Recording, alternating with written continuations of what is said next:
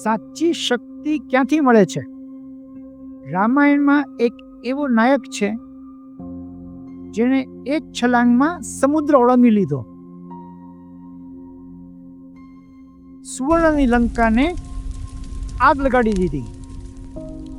સંજીવની લાવતી વખતે પર્વતને આખાને ઊંચકી લીધો. દુષ્ટ રાક્ષસોને કચડી નાખ્યા. એ છે હનુમાનજી.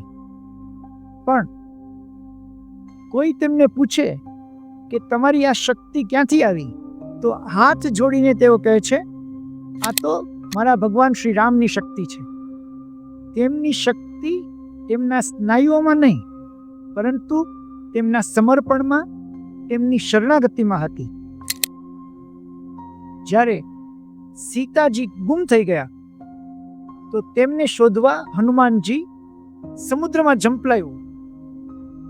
તોફાનો, રાક્ષસો, ભય બધાથી લડ્યા.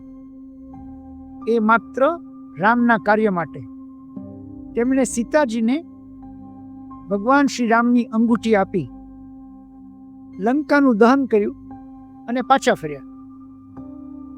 પણ પ્રશંસા માટે નહીં, નમ્રતાપૂર્વક હાથ જોડીને તેમણે કહ્યું, મેં મારું કર્તવ્ય કર્યું છે મારા ભગવાનની પ્રસન્નતા માટે.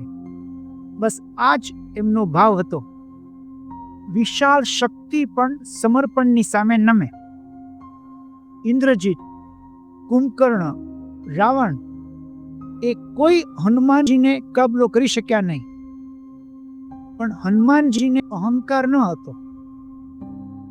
એમણે કહ્યું, પ્રભુ રામનું નામ મારા મોઢામાં ન હોય તો હું એક નાનો પથ્થર પણ હલાવી ના શકું. જે શક્તિ ભગવાનના ચરણોમાં નમે તે શક્તિ દિવ્ય બને છે. આ છે હનુમાનજીનું રહસ્ય.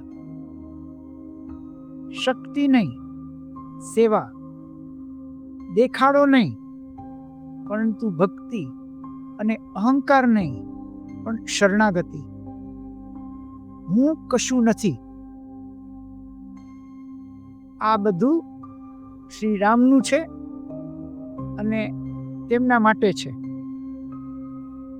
આજે પણ કરોડો હૃદયમાં હનુમાનજી જીવંત છે, કારણ કે તે ભગવાન શ્રી રામના સાચા સેવક હતા. તમે પણ શક્તિશાળી બનવા માંગો છો તો હનુમાનજી જેવા બનો. હીરો નહીં, પણ વાસ્તવિક હીરો શ્રી રામના સાચા સેવક બનો.